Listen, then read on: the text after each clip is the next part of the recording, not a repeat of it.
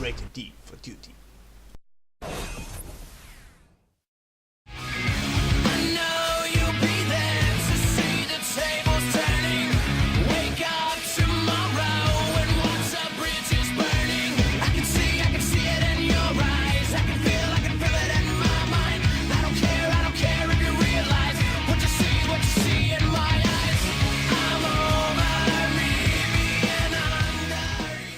Hey, DutyX here and welcome to my first tutorial. Today I show you how you can do my knife throw video by yourself. We start with a photograph from the first person view. Here we can see how we carry a nade, and this is an important thing. We will edit this step by step to a hand with a knife. At first we start to erase the background. For myself I do this with the pencil tool, and we end it with the clearing mode, so we can easily erase the background step by step. Be sure to save your project file into the PNG file format. Now we start to cut out the hand grenade. Now we come to a little tricky part. We have to erase the grenade so we only see the hand. In the first step we work with the healing brush tool, so we melt the grenade with the hand. After this we take the clone stamp tool and colorize the grenade into black. So we have a hand with nothing in it. Now we start to deform the hand with the lasso tool. We mark our point and we move it. We do this cause it have to look more that he carry a knife. Now we have to deform the hand along with the smudge tool. Here a little bit and there, and yeah, that's looking good. To get a better look we use the blurring tool. Okay, that's enough. What we now do is to duplicate the hand, so we have the thumb in a standalone layer. You will see later why we do this.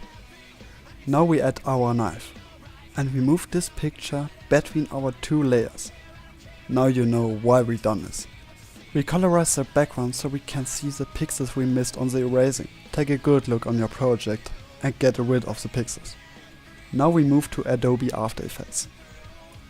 Well, I think we can do this also in Sony Vegas, and that's the reason why we do this in Sony Vegas.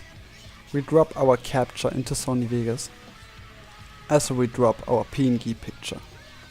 At first we get into the panorama cropping tool and move our hand so we have 10 pixels left and right for advanced movement from the picture. How you can see it looks very static, like a picture is looking, but we will get some movement in there, with some keyframes and the advanced movement I talked about. We drop a keyframe and change the angle a little bit. We drop another keyframe and change the angle to the other side. You can do this easily by copy the last keyframe and change there the angle to the other side. Now we move the keyframes on the timeline how we think it looks to a good movement. Now we start to keying the throwing scene. We drop another keyframe and change the angle and the position of the hand for the start of the throw. Okay, this seems to looking very good.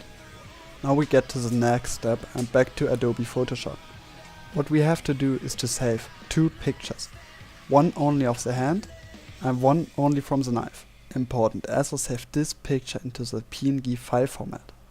We do this cause the PNG format are working with transparency, so we don't have to cut out the hand in After Effects. Take the two pictures and drop them into Sony Vegas.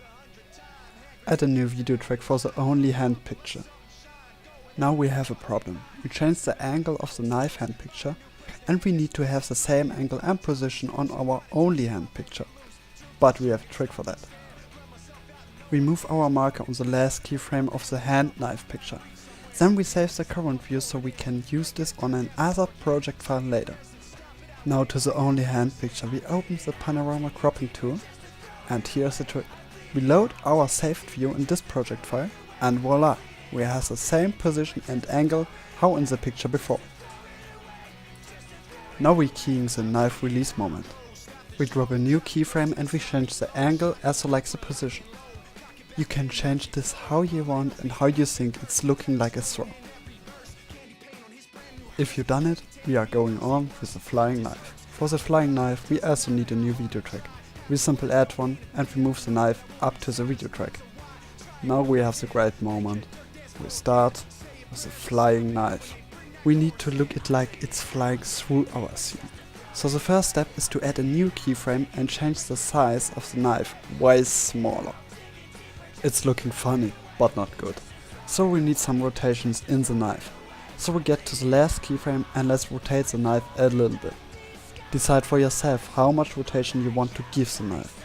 Realistic, funny or slow motion. I will try the realistic look, but we do it a little bit smaller. Yeah, okay, that's good. But how you see, we still see the static hand after releasing the knife. For a better look, we move the hand after the release out of the picture. Basically, we done it. Now we start for a better look. The movement looks very static, and the entire scene isn't looking good. At first, we zoom in our video background, so we have more pixels for advanced movement. Now we will add some camera shaking. This is simple like with our hand file. We add a keyframe and change the angle, then we do another keyframe and change the angle to the other side. Don't let the shaking come too fast, we don't want to have an earthquake. If we are happy with this, we get to the last spot, the drop down moment, as we hit the floor. Here we also add some simple smooth camera shaking. Okay, that's looking good enough. Now we cut the pictures to the end of our video and we are ready for the last things. This is it for the moment. If you try to rebuild this, send it me as a video answer so all can see your great work. If you want to see more tutorials, subscribe to my channel, thumbs up and leave a comment or question below. If you have a basic question about editing, leave a question on Facebook on my fan page. You find the link in the description. Or send me here a private message. Okay, that's it. Have fun and stay clean, your DutyX. And if you done alright, it should look like this.